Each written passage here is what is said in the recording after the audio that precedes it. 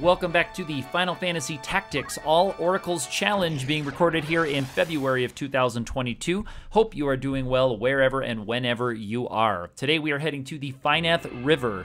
This is an interesting fight specifically for challenge runs. It's a challenging fight no matter what kind of party you bring in here, depending on what enemy arrangement you get. And if you know this game, you know what I'm talking about already. If you don't, we'll get there as we go through this one. But for challenge runs, this is particularly interesting because of a little quirk in how this battle works.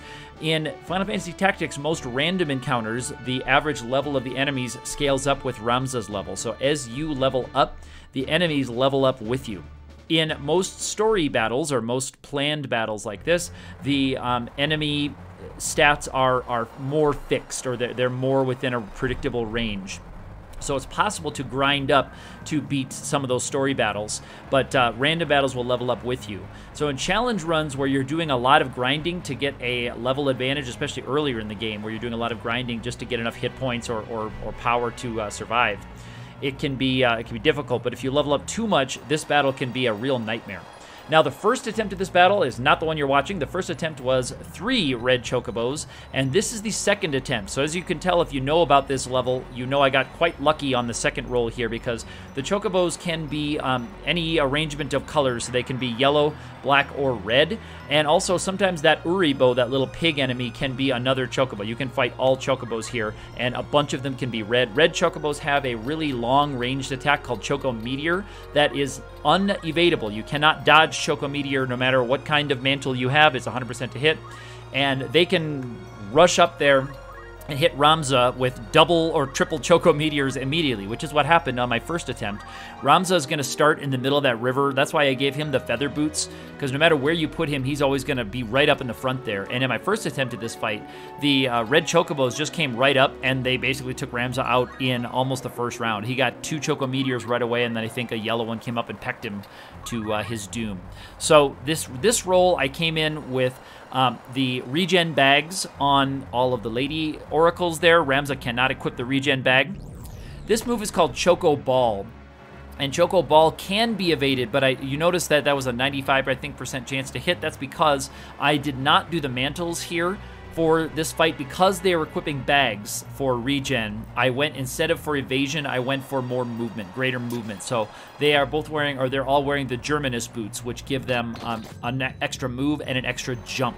So they can navigate their way across that river a little easier and move into or out of range of chocobos a little bit easier again. So you can see they have an expanded movement range, and their jump is better as well. Now Ramza is floating because that he can stand on top of that depth 2 water. The chocobos also enjoy a bit of an advantage where they can be in depth 2 water and they can still act on you. They seem to have like a 1 tile of float there for themselves. So that's a nice advantage that chocobos enjoy that we do not. So the yellow chocobos are going to use the peck attack, and then they also have Choco Cure, so they'll be able to heal themselves and their neighbors when they get actions. So the thought with this is the best way to deal with these guys is actually going to be with Petrify, because it's a one-shot KO and you can't be recovered. If we get one of those yellow chocobos weak, they can kind of annoyingly retreat to the far end of the battlefield and spend a couple of rounds using Choco Cure on themselves to undo the work that we did. But because this fight they cannot recover from paralyzed status, that is a permanent KO for them in this battle, I decided to go for that a little bit more than you normally see in a lot of battles. So the black chocobo over there is going to have to be dealt with fairly soon because that choco ball is a ranged attack. The yellow chocobos do not have access to a ranged attack. The black chocobos do. So I don't want them throwing choco balls all over the battlefield at us for this whole thing. So we're going to try to get this one taken care of. I'm just checking my percentages on things, just seeing what my compatibility looks like to these various enemies. I knew when this fight loaded and I didn't see any red chocobos, I knew that this was going to be a much easier battle, so I had to not mess it up while I got a lucky roll, because my next roll might not have been so lucky. It could have been a bunch of fights in a row with a red chocobo. Or multiple red chocobos. I'm actually very surprised I got 0 red chocobos. This is quite lucky. I was expecting to have to deal with 1 or 2. 3 of them I didn't think I could, even when I saw them pop up. I didn't think I could deal with 3. Ramza is the only one with physical damage here. He's the only one with a decent physical attack, but he does have the Goku Rod again, so I'm a little bit nervous about attacking and put them into innocent status. I probably should be keeping a supply of the Iron Fans or whatever the next weakest one that doesn't apply the innocent status. I'd like to hold on to the Goku Rods because innocent status is great if you're attacking casters with it. If we had Black Mages and Summoners, that'd be awesome to attack them, put them in innocent status, because it functions basically like silence, because it takes away all of their damage and it takes away all of their chance to hit if they're a caster. So, but unfortunately it also takes away all of our chance to hit them if they're in the innocent status. So Ramza is just going to do a life drain here, just so that Black Chocobo has a greater chance of getting hit with the Paralyze from my other one. So we're doing more life drains because I think that one got hit with the Choco Ball last time, so I want her to pick up a little hit points. She can always retreat and just let the bag heal her as well.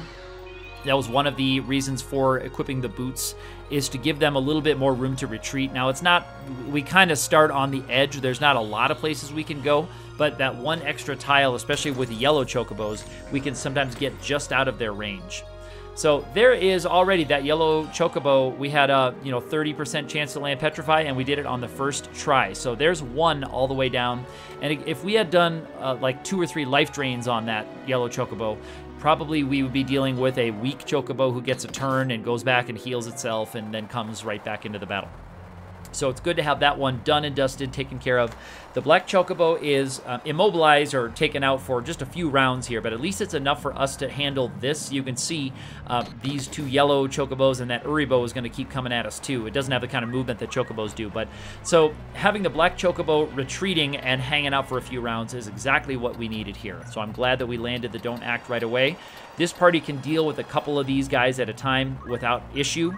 But if we had a Black Chocobo in there mixing it up and casting ranged attacks at us, it would have been not quite so fun. So we do still have, of course, the move MP up, and then regen also gives us some HP. So even if we take a hit, about 2 actions or so will recover from one of the weaker attacks. It might take 3 actions for some of the stronger attacks. And the Choco Meteor does over 100 damage on their first one, so that would have taken about 3 turns of regen or more to recover. Yeah, like 4 to fully recover would have taken 4 rounds. That's why I really can't deal with the red ones very well at all. So if you've played this one in casual or in challenge runs, you know how tricky it can be. So I was looking to see where that Chocobo can move, looking to see what its movement radius was. I think they have a move of 6, which is like most of this battlefield, and they have a lot of advantage in moving over the water too. So that's why we want to stay way back here, use our ranged attacks on them, and Ramza is our kind of our finisher with the stick there. And because he's floating, I really am glad that I equipped him with the feather boots. That's not a new strategy at all. That's kind of a classic, even in the 90s game facts, and maybe even the Prima strategy guide had that suggestion that Ramza come in with feather boots because he starts basically in the middle of the river. I thought confusion might be kind of spicy here to put that one into confusion. And maybe I could either have it come up here and cure us or have it come back and peck at the other ones, but looks like my Don't Act is much better. And I'm just checking to make sure here that Ramza is going to get a turn so he can move out of range of the Don't Act before it actually fires. And now I just have to remember to move out of range of Don't Act before it fires.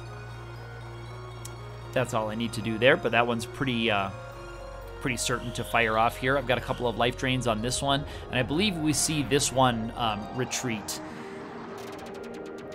And so Don't Act also is going to make it retreat, so I decided we'll pick up some hit points, and maybe we can get it close, and then we can have him retreat and start healing itself, so you can actually see that happening with this guy.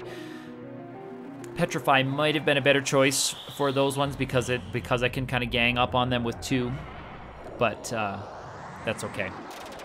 There we go. So here's there's a life drain on that one. So we're getting some damage in, some decent damage on that. And Ramza's looking to see how nicely he can target that one with Petrify. 47 is a really nice percentage for Petrify. You can do better, but you certainly can do a lot worse. And so here comes Don't Act. So even if Ramza's Petrify does not land, then that one will be paralyzed, and so it'll retreat. And I'm glad I can target because Ramza's got that paralyze going, and it's in Don't Act status, so it can't come up and attack us. But Ramza's paralyze will still, or his Petrify will still fire off. Now this pig attack is pretty weak.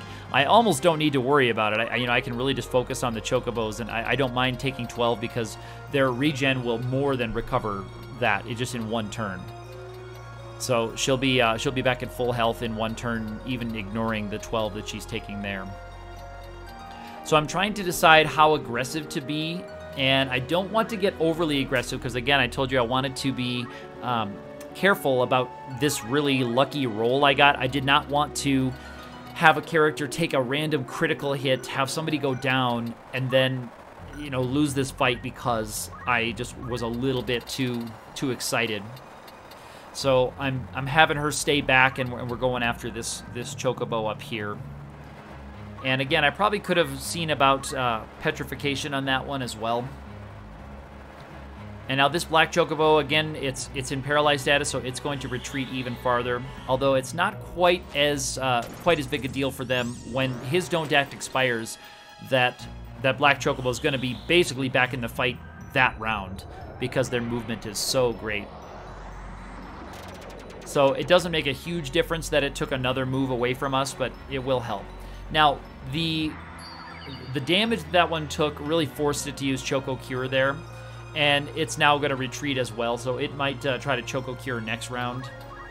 So it's going to be out of range of us for a little while, and that's not too bad. We could do worse here. So we'll see about trying to turn this Uribo into stone. And I'm just looking to see the turn order. So we have a couple of Petrifies at 42%, going to fire off on the pig. And now I've got kind of a live Chocobo down there, a yellow one, and then I've got the black Chocobo in Don't Act status, but that's going to expire here within a couple of rounds. So I have to be careful. And there's another petrified bird down at the bottom. And you can see how nice it is to get a Petrified to land. Life Drain's going to be better chance to land, and she can pick up some HP if she needs it, which looks like she does not. But the other advantage is that Life Drain fires right away, or much closer. It's a much shorter charge.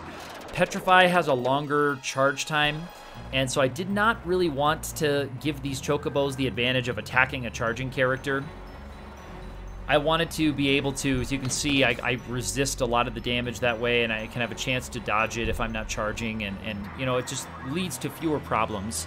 So that's why in some cases you'll see me using Life Drain when normally I would want to use the Petrify. So I took the risk there of giving it Innocent status and attacking it.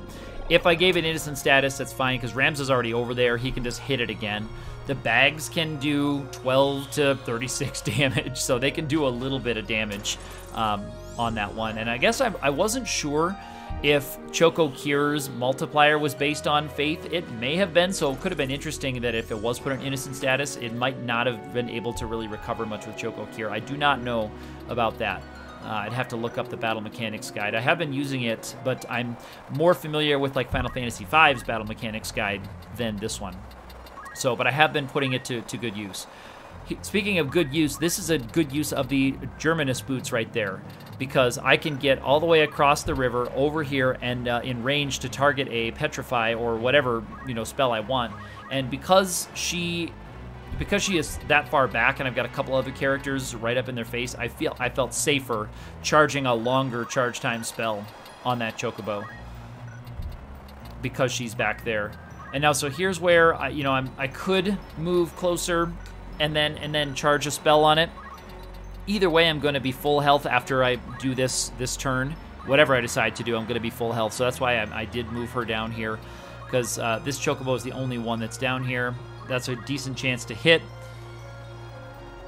And this one can lend support to either side, actually, because of her move. She can lend support on either side of the river right here. but it looks like she's just out of range of maybe both sides. So I'm trying to choose which direction I want to send her. Do I want to support the other side and have it be 3 and 2, or do I want to have her be, you know, on the one side and have it 4 and 1? Looks like I go for the middle right here, and I can target a life drain on this one right here, or I could target a petrify as well. And it looks like I do go for a life drain target right there. I think maybe because of the shorter charge.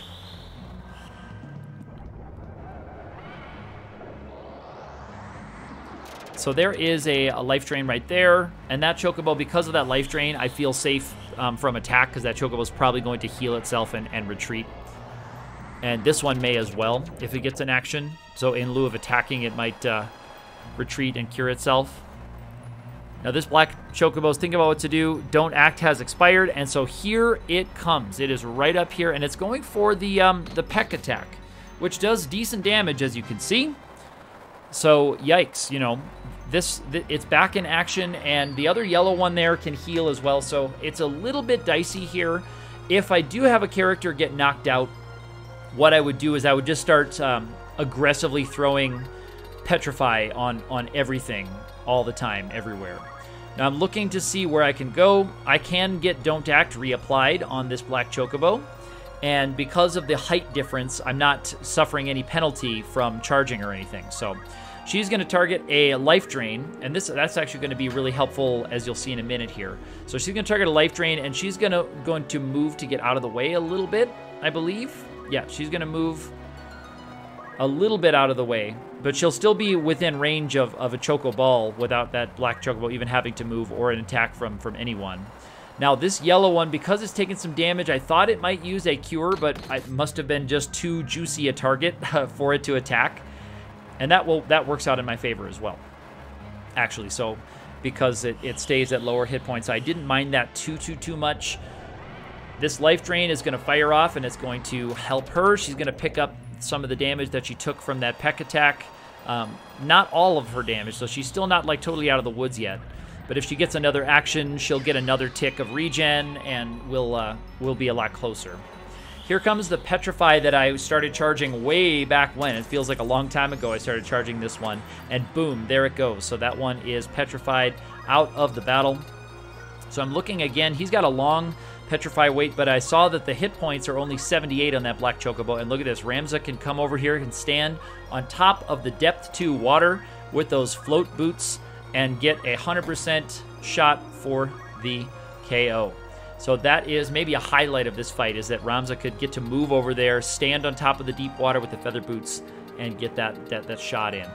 So all of my other oracles here are going to be fine. We're in regen status. They're healing every round, even when they don't act. They're moving around. They're going to be full health and full MP. I think I'm going to end this battle probably with just about everybody full health and full MP. Now that chocobo is the last one standing, it's going to be a little bit more aggressive. It's going to come up and do what it can to try to win, and that's what they do. So instead of just continuing to retreat, it's like, well, I'm the last one up. That's what it's going to be. So here we go. Moving up to attack.